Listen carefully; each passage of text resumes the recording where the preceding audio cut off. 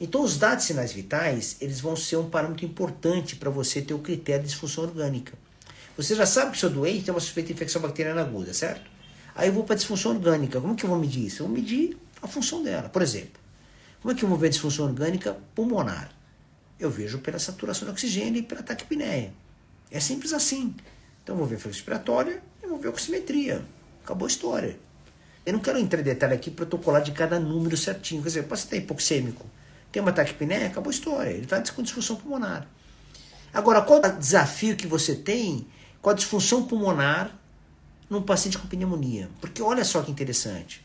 Se o paciente faz uma infecção pulmonar aguda, ele pode ter um comprometimento de troca e taquipneia em decorrência da doença de base, que é a pneumonia. E não necessariamente por uma disfunção orgânica pulmonar, por uma SARA, por uma síndrome respiratória aguda, entendeu? Entendeu isso? Às vezes não é tão fácil ver isso. É que nem num caso de meningoencefalite bacteriana. Você pega uma meningite ou meningoencefalite por meningococos, o paciente pode chegar confuso por causa de uma pele, porque a meningite é a inflamação da meninge. Se o doente vem confuso, convulsionando, já não é meningite mais. A gente chama isso de meningoencefalite, que já tem encéfalo comprometido. E a encefalite na meningite, ela é perincefálica. Não é aquela encefalite primária do herpes simples, por exemplo, do que é um vírus, né? Que vai lá e dá necrose, dá o inferno lá no encéfalo. É uma encefalite perincefalítica, porque a meninge está inflamada e aí a meninge inflamada compromete o encéfalo e o paciente faz manifestação encefálica. Quadro confusional, convulsões, sempre quase mais sistêmico, mais difuso encefálico, entendeu? Então, como que você identifica, por exemplo, um paciente que tem meningoencefalite confuso, de desse paciente que tem meningite, né, bacteriana, mas o processo é mais resistente, faz meningoencefalite, por meningococos, por exemplo, que é um agente comum, versus o doente que fez a meningite pelo meningococos e está confuso por um quadro séptico da meningococcemia. Olha o desafio que eu estou colocando para vocês. Então, essas são as nuances que a gente tem que estar meio preparado, acostumado a lidar na prática médica. Sabe? Porque a confusão mental, numa infecção localizada e o paciente se apresentando confusão mental de maneira aguda, você considera a confusão mental como disfunção orgânica encefálica. Acabou. Entendeu isso? Então, o mesmo exemplo que eu dei da pulmonar, eu estou falando da encefálica agora.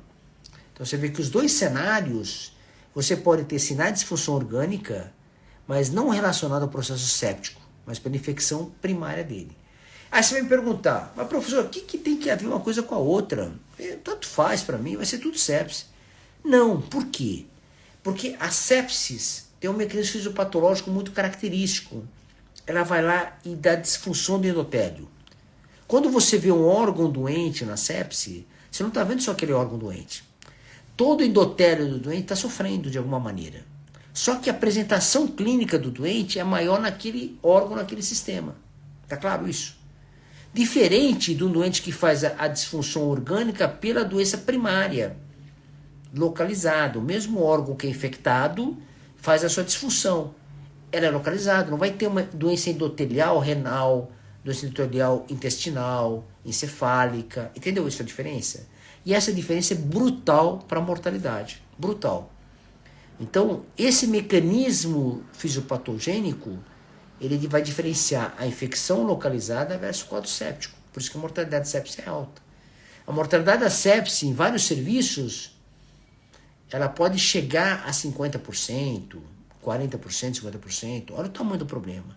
E quando tem choque séptico, que é o fenômeno séptico com hipotensão, que não responde a volume, mostrando que é uma disfunção tecidual mais importante, você tem mortalidades em alguns serviços que chegam a 75%, 80%.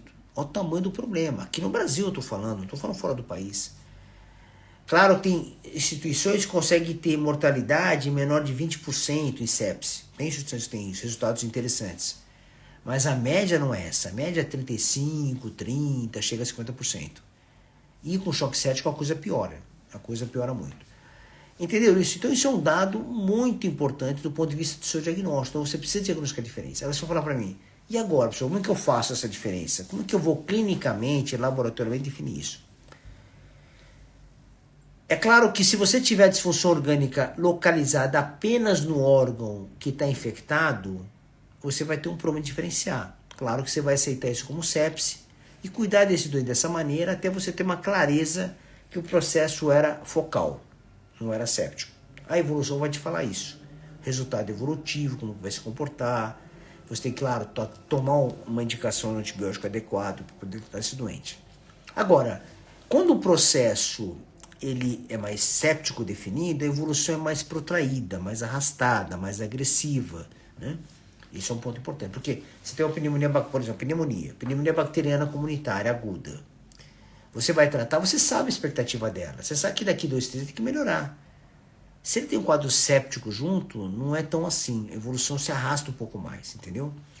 E às vezes tem outros comemorativos associados, às vezes aparecem outras disfunções que você vai detectar laboratorialmente, um aumento de bilirrubina, por exemplo, um aumento de lactato. Então você começa a ter sinais clínicos, laboratoriais ou clínicos, que mostram que esse doente não está com infecção focal, ele tem um processo séptico associado. Está claro isso? Muito bem.